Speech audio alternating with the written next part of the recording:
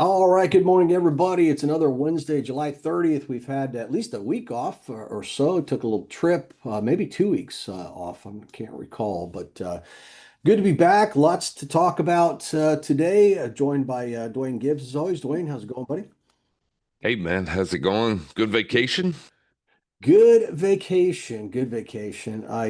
You saw, I probably, if you follow me on Yeah. Facebook or social media, everybody, I know I posted some stuff from where we were. We were in Fort Lauderdale, then went down to Great Guana Cay and had a good time. I still had some deals that I was in the just at the tail end of closing, so I had to do a little bit of work down there, which wasn't my goal, but that's one of the great things about this business, right? Is you can do it from anywhere, and as long as you have internet connectivity and cell phone service, the 5G stuff was great on the islands, so it ended up working out well. Got those deals all settled, and finally, the last 3 days, I said, I'm done. All the deals are closed. Kevin Nice. said, Nice. yeah, get some time to take a little break, and Good. that's important. You got to resharpen the saw, as they say, right? Yes. Yeah. Another thing, so I talked about those tips of the day, and I did another one when I got back. And I'd like to hear your input on this. I don't know if you saw that one. It was back here at home, and I hadn't worked out. I started lifting weights. I started walking like probably 8 years ago, but I started lifting weights maybe 2 years ago, and started doing that 6 days a week. And I've been very, very consistent with that to the point where it's just a habit. And for the first time in my life, really, just stuck with it, and I really missed it when I was gone. I mean, we were active. I mean, we were out the beach, we're walking, we're swimming, we're doing all that kind of stuff, and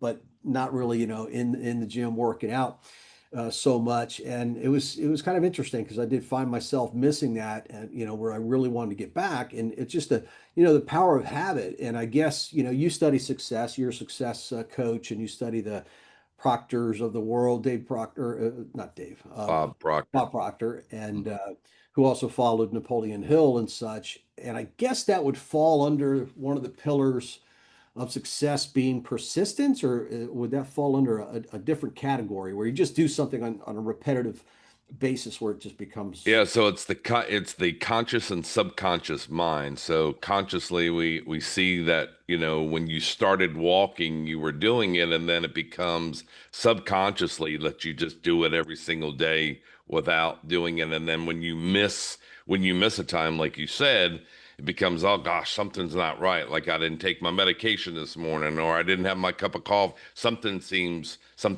off. And so my big thing is journaling. I always thought it was foolish, and I started off on a legal pad, and now I have a whole book. And I same thing. When I find myself not doing it just out of habit, it becomes it's not. It becomes a little weird of not doing it, and you miss it. yeah, yeah. And with that persistence, I think is what you can persistence in doing it every time. It's just if you make little mistakes here and there, it's fine, it's correctable. You just Oh, keep sure. you keep going, you keep working on it, you get better, you get sharper. Because I tied that into, I get asked all the time, how can you analyze these so fast, and how do you know all these details? And it's like, because it's what I do. It's what I do every day. 30 I have years no of other doing it. answer than that, but it's just that persistent looking at it to the point where things do become more simple. And I don't see it through the same lens as somebody who's brand new. So part of my discipline in teaching has always been, well, I've got to, remember that what I know so quickly and easily is not what everybody else knows. Because the Well, other thing, when you started off doing it was a lot different where you went down to the county courthouse and you went into the microfiche and you had to the the microfilms, and you had to do all your research and check all the title reports and check insurance, and you had to check all that. Now the power of the internet and AI and all like that, it makes your job a lot easier. So you were doing it really not it wasn't too efficient. now it's very efficient because you can do it from the power of your home. Like I said, you could be on an island somewhere and have the capability and accessibility to be able to maintain versus, you having to have hands on and actually seeing the documents and touching them, looking at files and all. And so it makes it a lot easier for you now because your knowledge. Yeah, yeah. And I tied that in with, at the same time, you don't want to create these patterns in persistence if they're not the right ones. You won't get the Yeah, same results. So, that's where I kind of tied in on that tip of the day very quickly, where I just said that's, you want to do it the right way, and that's, the only other way to do that is kind of that mastermind principle, which doesn't have to be a big group, everybody. Mastermind's a collection of at least two people, but where you learn the right way. And that's what my whole mentorship program really is all about, is showing people this is the pattern that I take, this is the way I look at them, this is the yes, the whole different systematic approach that I take has been refined over years. And you either have to learn that on your own and go through the same trial and error, or you go, well, or I could hook up with Dwayne and Kevin and just learn it the right way, and then just study that discipline and then it just becomes the reps, just start putting in absolutely. the things, so that was interesting, because I really haven't had that feeling in a long time, about working out, to the point where I was like, man, I really can't wait to get back in there. So I did it early this morning so we could be That here with that's you. really So good that you're consistent with that because we all know, and myself included, I've started back at the gym and it's a yeah. grind. It's like, oh my goodness, I haven't done it for years. And then once you've been doing it for a couple weeks, it becomes a little bit more manageable and easy. But you really know that you're locked in once you start missing it. And so I Oh, have once buddies you, of mine that go to the gym every day, and yeah, they're like you. Oh, I can't miss. We got something going on Friday night, but I can't miss going to the gym and all. And it yeah. just becomes habit. And I think when you get results too, Oh, absolutely. And when you when, definitely when have results. I mean, go back and look at you personally, not, yeah, 8 months, a year ago versus, yeah, your physical uh being of your yeah. face, your shoulders, your neck. I mean, so definitely kudos to you. Well, I was I was really talking more in the generic sense of, thank you, of just any discipline. So again, learning notes, when you Yeah. start to do this, you learn it the right way and you build up that momentum and you're in there in the grind, so to speak, and then you start getting results. That's what compels you to keep going when you start to see the results. So I'm making that parallel there, and that's why I think it's important. As you know, I've got a really good track record where I can get people in deals quickly within 30 days. Certainly within 60 days. And that I think is important because it does give you that next thing where you're like, okay, got it. That one, it took me a little, somebody knew it took me a little while. I don't 100% understand everything, of course. I understand that one deal maybe, but you got some success, you got some results. Now keep the persistence up and then just go to the next one. It starts to snowball. So I think there's some good parallels in there. All right. Other things I was thinking about. This morning I did a tip of the day on BPOs, and we had four deals in the hopper, so to speak. One of them closed. The other one is getting ready to close. In fact, I'm heading to the bank today. Whoops, can't, yeah, I've got my screen thing on, but check in hand, going to the bank today for the other deal. But Awesome. I had to kick out two deals because Ah, of BPOs. really? BPOs came back and they're just not there. And that hasn't happened. I can't remember really the last time, especially two in a row, which was really Mm, kind of strange to me. And I early on in my research, when I look back at my notes, and I've got a really great case study I'm going to show tonight just for our members only for our session. I'm going to show my entire conversation over 30 days with this seller, ultimately leading up to just about to put the money in. But as I said 28 days ago, it's all pending upon this BPO. and I'll talk about why, what happened on there. But the problem is that the BPOs were coming back showing the fair market value of the properties was not where it needed to be to take away the risk. As you know, and the people who've been following me, but for those of you who are new, risk is the first thing that we look at in a note, and we measure that risk by a item called investment to value ratio. A very simple ratio. You take how much you're investing, divide that by the value of the underlying collateral. The underlying collateral is what backs your investment. So it's an important relationship because if the deal goes bad, the payments stop, and you end up with the property, are you still making money? If the answer is no, that is not a deal. Okay. The answer always has to be yes. So you have to measure that. And there's a certain number that I look at, and that's my maximum number. So thereby getting a BPO, that BPO has to be a certain amount of money or higher, otherwise deals off.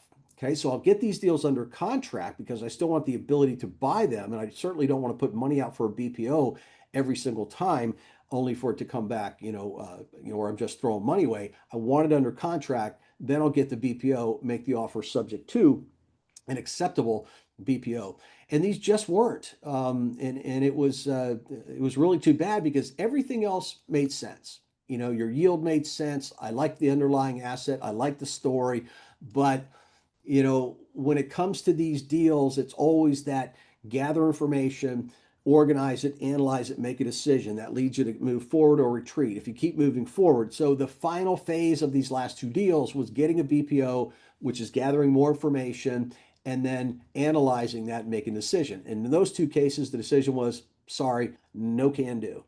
And here's why. And I showed them proof of what that was. But I'm curious to see, and maybe I'm putting you on the spot a little bit, but I have an idea of why people think. Why is that happening? Because when I see stuff like that happen a couple times in a row, it's just like, okay, what's going on? This is a symptom of something perhaps a little greater in the industry. And I don't know if you've seen that or thought about that, but what do you think might be going on?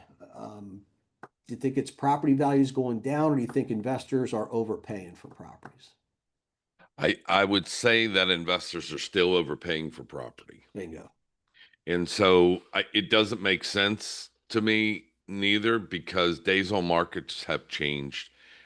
That's one thing that we're seeing. And number two, we're seeing, as you know, credit card debt becoming higher. So the economy is shifting in a way, and I don't understand why people are paying more for property now. I don't. Yeah, it's a supply and demand issue also. And the reason I'm confident in that answer, and I came to the same conclusion, by the way, it's property values are going up. That's Yeah. true. So they're both part of the same thing. But investors, real estate investors, are having more and more difficulty finding good, deep discounted properties. There's no Mm, question about it. yeah. And I saw the first start of that earlier in the year where a couple of the investment funds that we're familiar with, and I won't mention, their business model depends upon buying discounted property, selling it at a higher price, creating paper, and cashing out.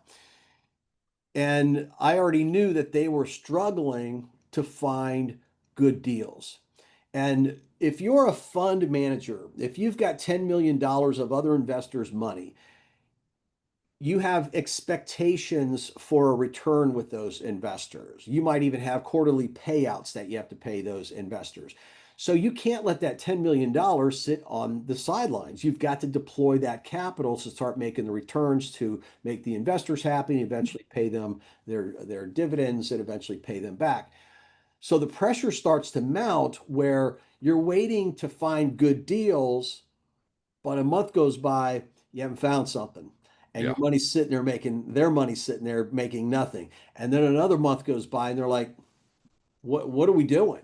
Yeah. And so it puts a fund manager into that awkward position of, okay, well, these deals normally wouldn't be acceptable, but we kind of have to do them now. And that makes for thinner margins. So they're paying more for these properties. They're turning around and sell them. Sometimes they fix them up. Sometimes they just sell them as is. And they're probably trying to mark them up on the sales price by selling on terms. That may work from a real estate investor standpoint, but if you then take that note and try to sell it, a smart, disciplined, educated note investor is going to look at the true value of that property, not some value that you've created simply by offering Bladed monthly value. payments. We're Hmm. looking at what did you sell it for? If you're telling us it's worth $100,000, why did you just sell it 2 months ago for 55 grand? It doesn't make sense. And Right. what did they do to the property in 2 months to make that $55,000 property worth 100? The answer is it's impossible. Hmm. So we always look at the sales price or the BPO, whichever is less. And that's the way you have to look at it because we're not hard money lenders. Okay. Hard money lenders take on additional risk, but remember, they get paid up front in the form of points, that sort of thing. They have other investors that if this one defaults, they can get into that property. They're actively deployed in that business and understand if that person doesn't pay, we're going to take that property back, and they have no problem with that. Most note investors, they get into the note business to get away from all that stuff, to get away from all that high risk and one deal after the other, chasing deals, fixing this property, taking this one back. That's why you got away from that. You can make better, safer passive returns by doing this. So they're in the same realm, but they're two different disciplines. So the hard money lenders now are trying to create their loans and then turn around and sell them and cash out. And they're finding that that's not as easy as they thought because first of all, they want to sell them on par, meaning no discount. It's like, why would we do that? They want to sell them, based on an after repaired value. We're like, no, no, no, we're buying the note as is. So we can't look at after repaired. We enjoy that when they repair it, right? That makes it even safer. But we buy it based upon what is it today? If I have to foreclose today, not after they fix it up. So they're two different disciplines and two different approaches, both of which can make money, but one's much more active, much more risky than what note investors look at. So I think they'll come to eventually, the education works on both sides. When these lenders start to put these notes for sale, and people are making what they consider lowball offers, and you and I would consider, no, that's a good a good offer. Yeah. No, that's a Yeah. lowball offer. Come back to me when you're serious, kind of attitude. They're going to find out what the retailers are stupid or note investors. They don't know what they're doing, and what they're going to find is, wow, I can't sell this note. It's like, yeah, That's right. Mm, because you didn't create a good quality note that's for right. a note investor. You did a good note for a lender because you charged them 4 points. You made a bunch of money up front. So yeah, different ball game. So I think that's what's going on too. So you just got to be careful with that, everybody. And there times when you can skip a BPO. Yeah, if it's really a wide gap. If you're investing 20 grand and every online site says the property's worth at least 130, okay, then maybe you can say just You're good. get it, but it's important, and I'm as a result of that now, I'm doing BPOs on everything right now, especially on the deals I partner with people. That's We're getting BPOs, Yeah. you know. I would bet you have to, especially in a partnership like that where, well, I shouldn't say that because every deal you really want to make sure everything's safe. But, um, people when they partner up with you, they're really kind of out of it versus them doing it and they're in your one-on-one mentoring program. So it's kind of like, hey, really depending on Kevin here and banking on it. This is really a partnership deal, and you step up and you put your money up as you showed. You have a check there in a deal today. So just it really protects yourself by getting a Yeah, BPO. yeah, Yeah. yeah. Let me show you the one that I'm doing today, putting the money in today I'm doing a partner deal on this one. Um, so here's the basic information about it on the screen for those who are just listening to that. I'll read you through it. This was a $40,000 loan back in 2015. So again, we got 10 years of seasoning. I mean, the people have been making payments for 10 years, so you've got that history of it and the continuing pattern, which means they've built equity into this property as well. They've lived there for a long time, just a great, well-seasoned note, but they still got 117 months left, of payments, so it's still got quite some time, to go on this, and which is great. So it still has a lot of legs, as we say on this. The balance has dropped from 40,000 down to $27,000, and we're buying it for 23.9. Okay, so we're getting a discount there. Number one, the note seller, who's somebody actually that I happened to train, and Dwayne, I mentioned to you before who this was. We happened to train her, I don't know, 12 to 15 years ago, right? Yeah. And Yep. so she was pretty smart. So I made the offer, and she goes, "Okay, I'll take your offer if you pay my closing cost." Like trained her too well, yeah. So, Yeah. so, so I Gotcha. agreed, because Gotcha. it foiled, yeah. But closing costs in this business, everybody, is not as much as you think. Everybody has in their mind a real estate closing, and closing costs in this business can actually be zero. It just depends how you're closing the transaction. Now we're doing this one through PaperStack, so PaperStack deserves to get paid a fee, right? They're the ones who created the platform. They're the ones who allowed the listing and the parties to get together. They deserve a fee for that. There's an escrow company who's going to hold the money, so that's going to cost $250. I think in this one, PaperStack's getting about $400 on their fee, so $600 in closing costs. That's it, everybody. So there's no big closing costs like a real estate closing or anything like that. So we're going to pay her side of the closing costs as well. So it's another $600. Okay. The payments on this are $334 a month. So it's basically 2 months worth of payments. All right. No, no problem.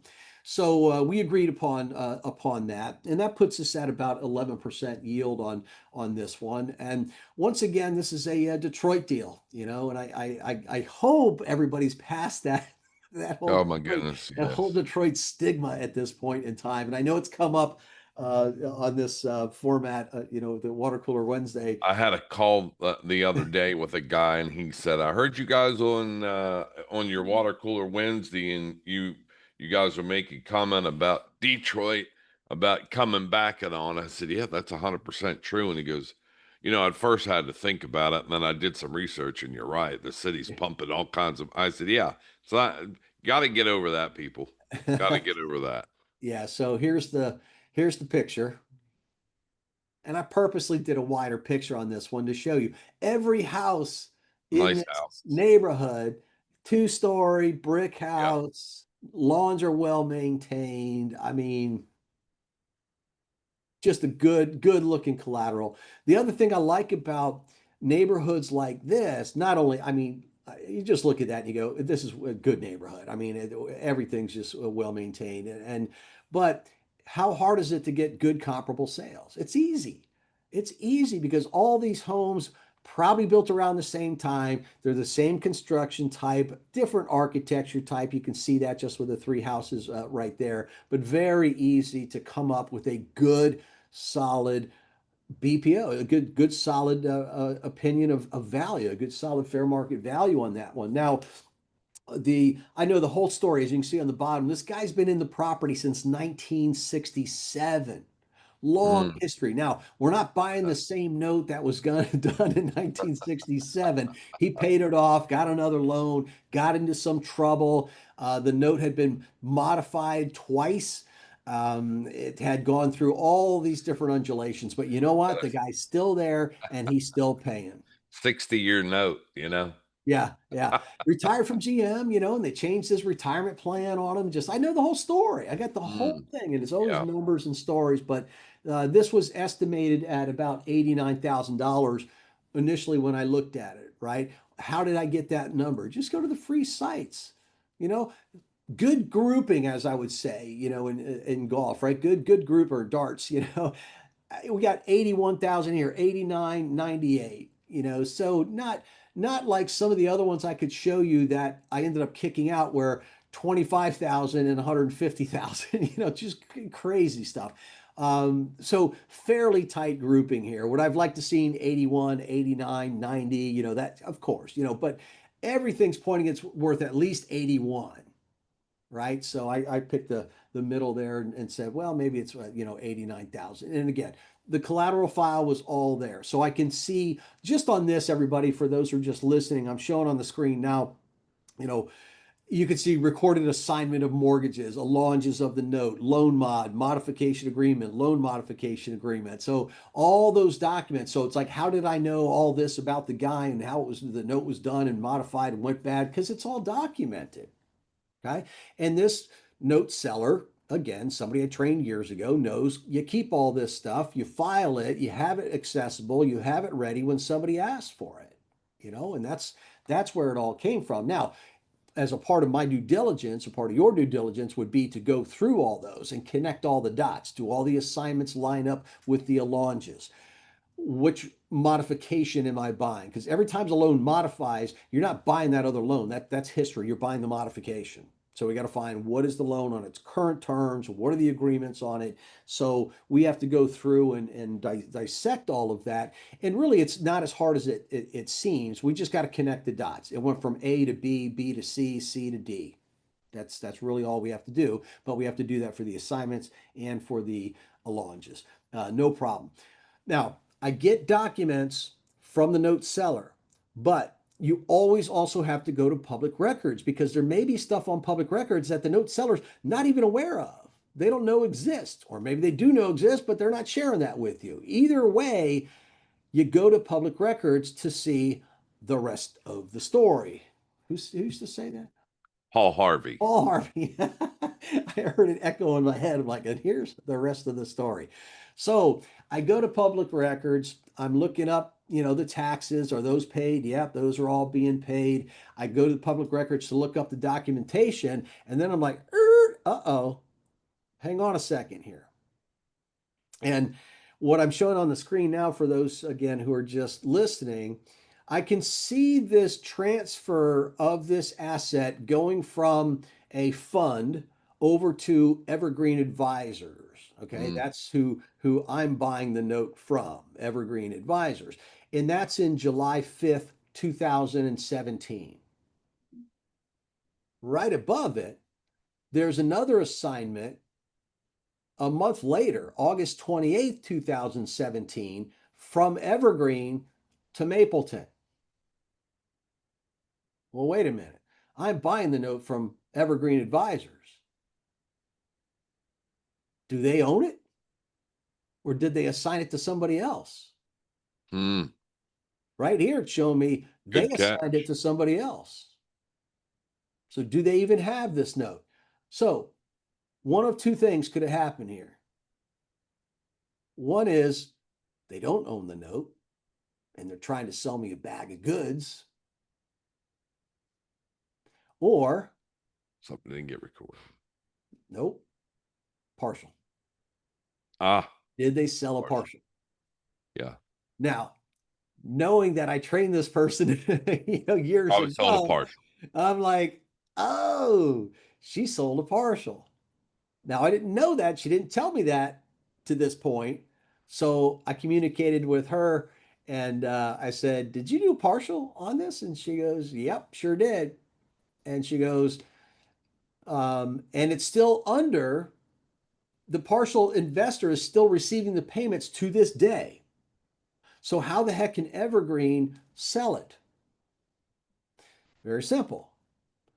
Evergreen owns the back end of the note. So Mm. they can sell the rest of the note, but they have to do what? Pay off this other partial investor their full entitlement. That's all. Very similar to a wrap, right? Yeah. If it was a wraparound mortgage, what happens? We buy the note, and out of the proceeds of that note, they pay off the underlying loan. In this case, we buy the rest of the note. Out of the proceeds that she gets, the partial investor will be paid off their entitlement. And that's where that Yeah, good for the spreadsheet. partial investor because now he's in it for a shorter term, which makes his rate go up. Yeah, but since 2017, two, Well, three, 4, 5. Yeah, so 8 years. Yeah, but now he's going to get a payoff. So that's right. he's getting his money back sooner. He's getting a higher return because he's getting paid back sooner. she's cashing out in the back end of the note, which I don't know how much is left on the partial. It might be 10 years left. I have no idea, nor do I care because Yeah.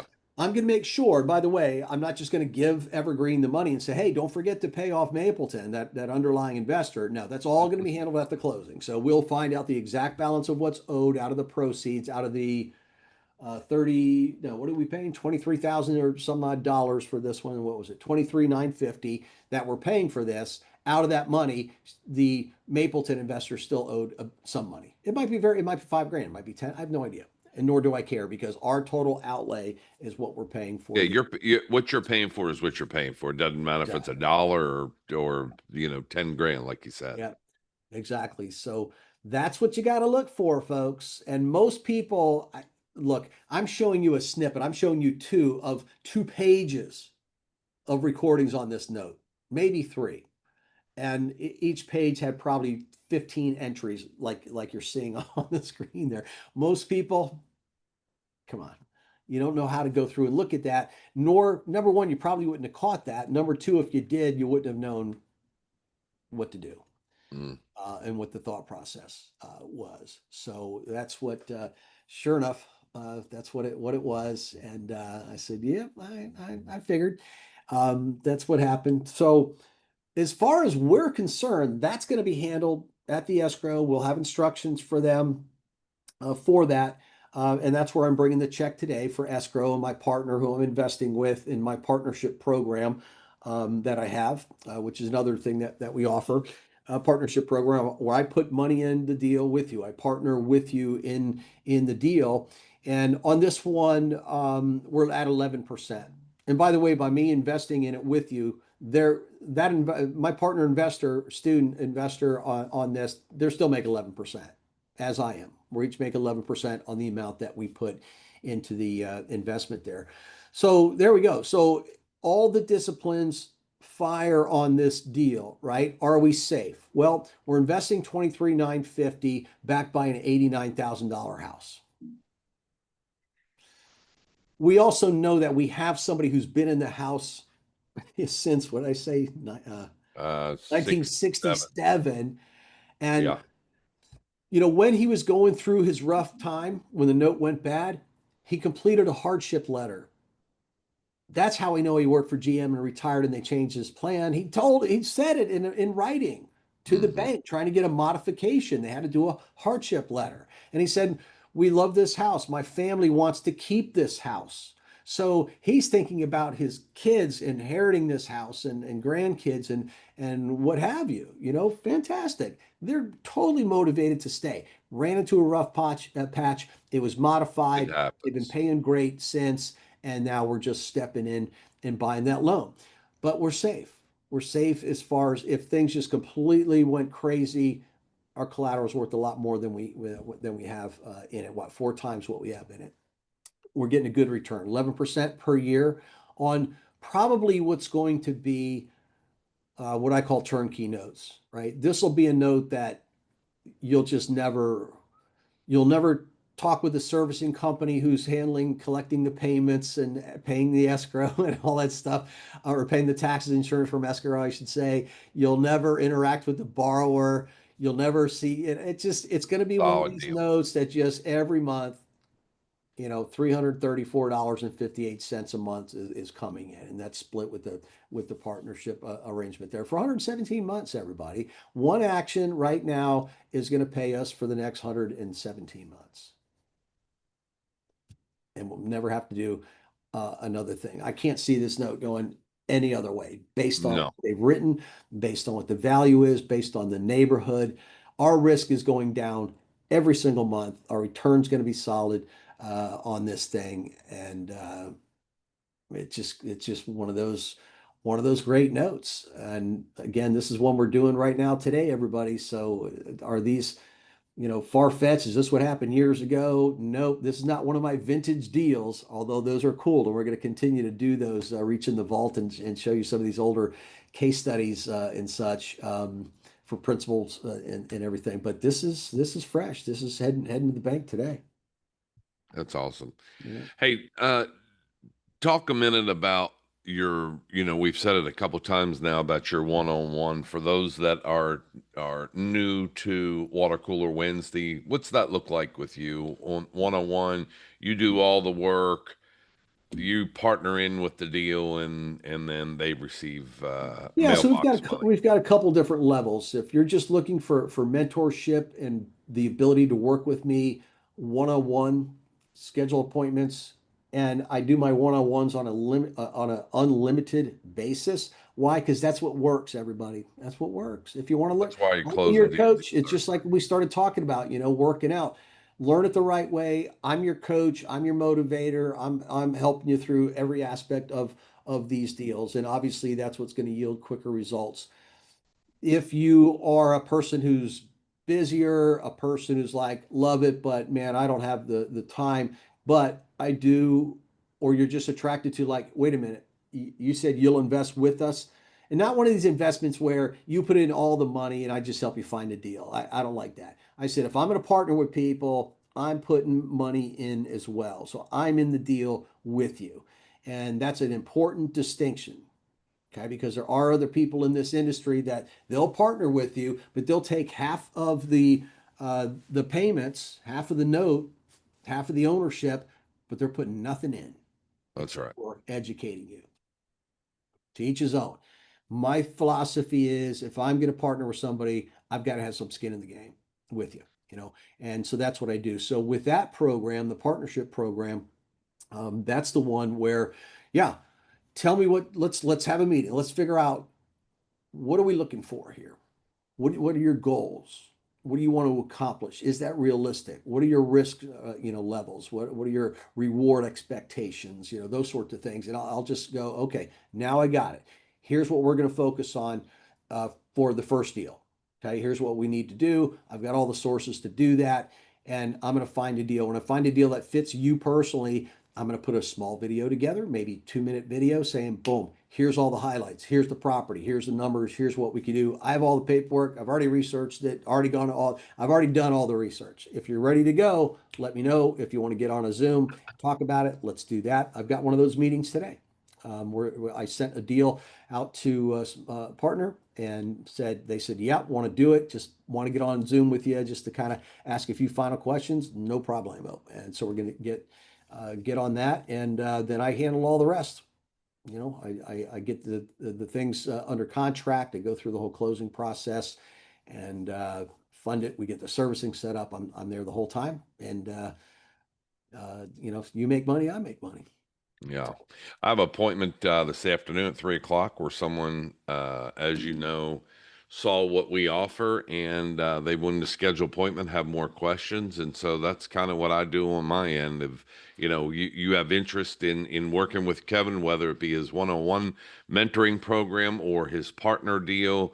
I'll be glad to talk to you about any questions, slow it down a little bit, and hey, what's this look like for me? And so with that, Kevin's putting up right now, you'd be able to email me directly, and I'll be glad to go through any questions that you have. If you have a deal that you've worked on and said, "Hey, I'd like for Kevin possibly to use this on Water Cooler Wednesday, maybe use it as a case study or something that you've experienced," reach out to me. Be glad to talk that through with you as well. But go to learn.kevinshortell.com. He did an awesome 4 series video where once you click on that, you'll be able to download. You go through a little questionnaire process to find out kind of where you are, but you're going to receive a 4 series video collection, totally free to you. I went through it That's good. the other day. Yes, as a matter of fact, I went through it on Monday.